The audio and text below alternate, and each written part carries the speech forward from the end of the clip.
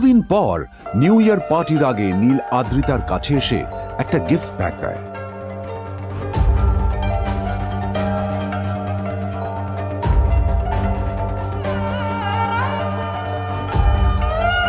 আদ্রিতা মুখ বেজার করে বাক্সটা খুলল, তবে তারপর বাক্সের ভেতরে গিফটটা দেখতেই ও চমকে গেল। হৃদয় মাঝারে পুষলাম কত আদরে, হৃদয় মাঝারে পুষলাম কত আদরে। এই ফোনটা মানে এটা তো একটা স্পেশাল এডিশন, এটার দাম তো 3 কোটি টাকা। তুমি এটা পেলে বলো? আসলে এটা অরিজিনাল নয়,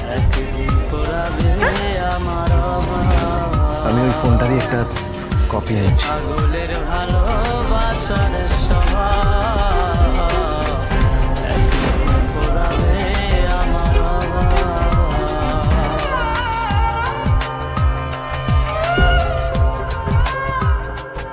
কিন্তু আদ্রিতার নীলের কথা একটু সন্দেহ হয়, কারণ ফোনটা দেখে একেবারেই আসল বলেই মনে হচ্ছিল। পরের দিনই আদ্রিতা ওই কোম্পানির শোরুমে গেল। এই ফোনটা একটু দেখুন না প্লিজ। ওয়াও, আচ্ছা ম্যাম, আপনি কি মিস্টার রয় চৌধুরীর বন্ধু? কে মিস্টার রয় চৌধুরী? ও, আপনি কি ওই রয় চৌধুরী গ্রুপ অফ ইন্ডাস্ট্রিজের মালিকের কথা বলছেন? হ্যাঁ। না না, আমি ওনাকে চিনি না। আমি কেন, আমার মনে হয় কেউই ওনাকে চেনে না। বড় বড় মানুষেরাই ওনা দেখা পান না, আমিও কোনোদিন ওনাকে দেখিনি। কিন্তু সাডেনলি আপনি এই প্রশ্নটা করলেন কেন?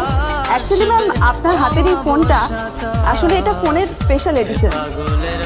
এই কাটিং, এই ডিজাইন, এই লোগো, এটা জাল করা ইজ নেক্সট টু ইম্পসিবল। আর গোটা ভারতে বিক্রি হওয়া এই ফোনের সেকেন্ড পিস এটা, যেটা মিস্টার রয় চৌধুরী কিনেছিলেন। সেজন্যই জিজ্ঞেস করছি ম্যাম, আপনি এই ফোনটা কোথা থেকে পেলেন? তবে কি নীলই মিস্টার রয় চৌধুরী, নাকি নীল এই ফোনটা চুরি করেছে? বেকার নীলের কাছেই কোটি টাকার ফোন কোথা থেকে এলো? নীলের সত্যিটা তাহলে কি? আর ও যদি সত্যি বড় লোক হয়ে থাকে, তবে নিজের শ্বশুর বাড়িতে খরচামাই হয়েই বা থাকে কেন? আদ্রিতা এসব কথাই মনে মনে ভাবছিল, তবে আদ্রিতার বিশ্বাস ছিল যে কোনো না কোনো মতলব করেই নীল এই